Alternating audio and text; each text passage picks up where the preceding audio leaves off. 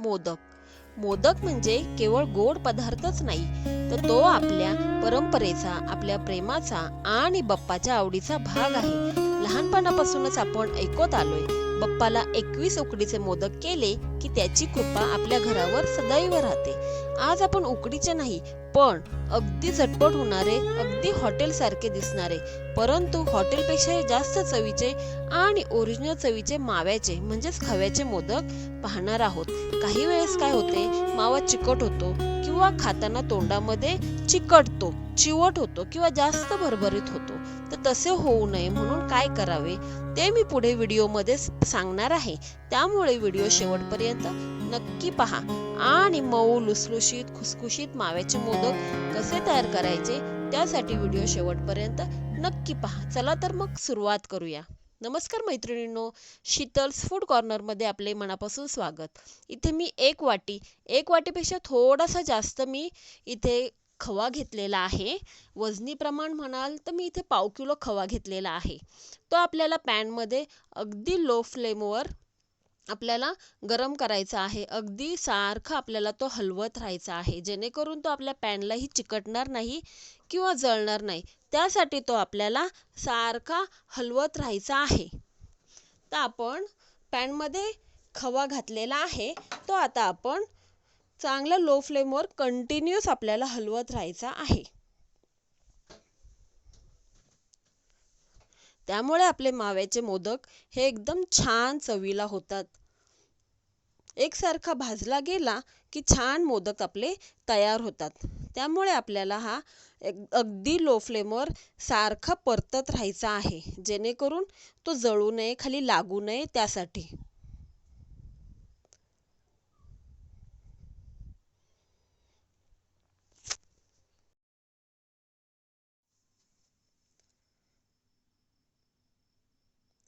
छान आपल्याला आपला खवा एकसारखा परतत राहायचा आहे. पाहू शकताय खवा इथे थोडासा आपला पातळ झालेला आहे. आता इथे यात मी अर्धा चमचा वेलची पूड घातलेली आहे. वेलची पूड नसेल तरी स्किप केलं तरीही चालेल. मी आहे माझ्याकडे म्हणून घातलेली आहे.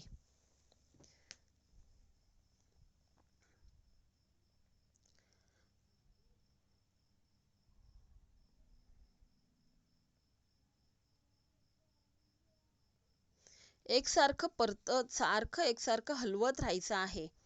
आता यामध्ये मी ज्या वाटीने मी खवा घेतलेला आहे त्याच वाटीने मी पाव पाव वाटी थोडीशी जास्त आणि अर्ध्या वाटीला थोडासा कमी एवढी साखर घातलेली आहे. वजनी प्रमाण म्हणाल तर मी इथे 55 ग्राम साखर घेतलेली आहे.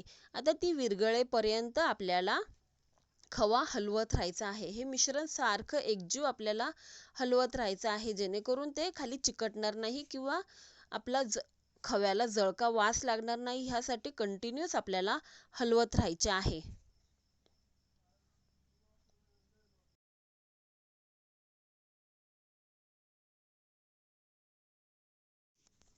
साखर विरघळल्यानंतर आपल्याला हे मिश्रण कमीत कमी 7 ते 8 मिनिटे असेच परतत राहायचे आहे.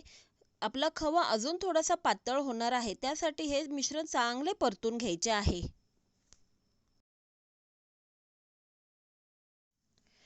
आणि जर आपला खवा चांगला लागला नाही चुकून तर आणि एवढं सगळं केल्यानंतर जर भरभरीत आपल्याला हे आपलं मिश्रण वाटत असेल तर त्यावेळेस तुम्ही याला तुपाचा हात लावून थोडंसं मळून मग मोदक करू शकता.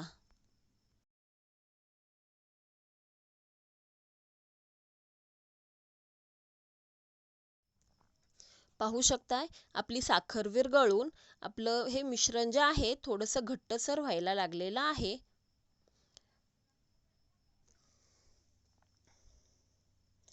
कसे ओळखायचे की आपले मिश्रण छान असे तयार झालेले आहे, तर हाताला थोडेसे पाणी लावायचे आणि आपला थोडासा गोळा उचलून पाहायचा. जर गोळा झाला तर आपले मिश्रण झाले आणि गोळा नाही झाला तर अजून थोडेसे परतून घ्यायचे.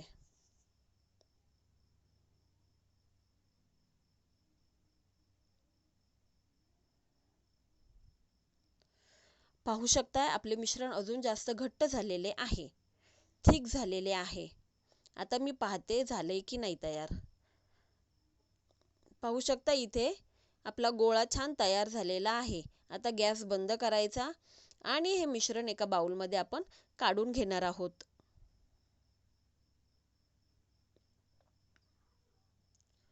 बाउलमध्ये काढून 1 तासभर ते थंड होण्यासाठी ठेवून द्यायचे आहे.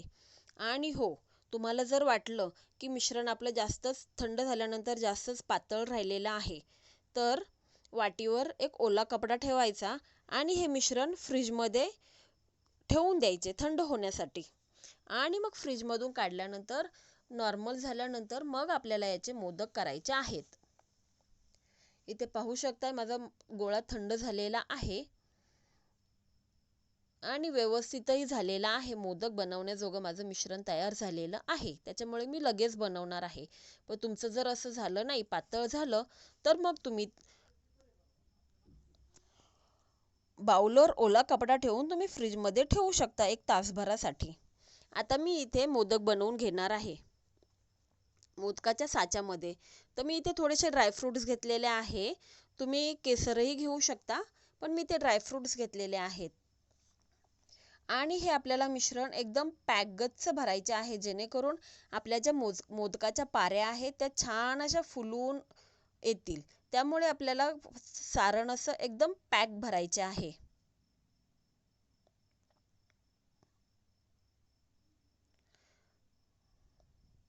खवा जर छान असेल तर मग आपल्याला इथे तुपाचीही गरज भासत नाही. डायरेक्ट आपले मोदक बनून तयार होतात. तूप वगैरे काहीच लागत नाही.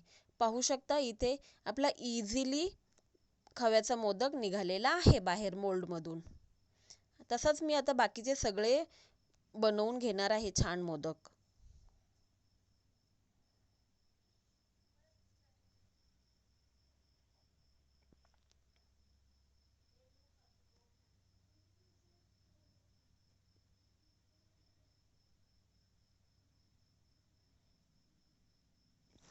पाहू शकता आपला दुसराही मोदक झालेला आहे. असेच मी सर्व मोदक भरून घेणार आहे. आणि हो, मी एक ड्रायफ्रुट्समध्ये भरून सुद्धा मी तुम्हाला एक मोदक करून दाखवते. ड्रायफ्रुट्सची स्टफिंग आपण मध्ये भरणार आहोत. असा मोदक छान लागतो चवीला.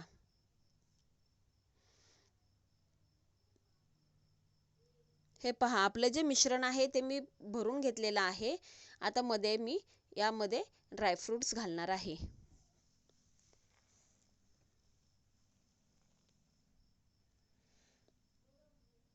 अगदी हॉटेलसारखे आपले हे मोदक तयार होतात. एकदा नक्की करून पहा.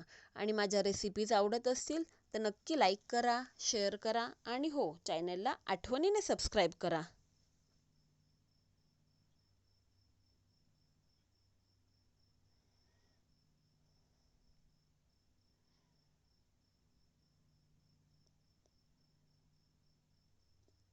अशा प्रकारे तयार आहेत आपले खव्याचे मोदक. रेसिपी आवडल्यास नक्की लाईक करा, शेअर करा आणि हो,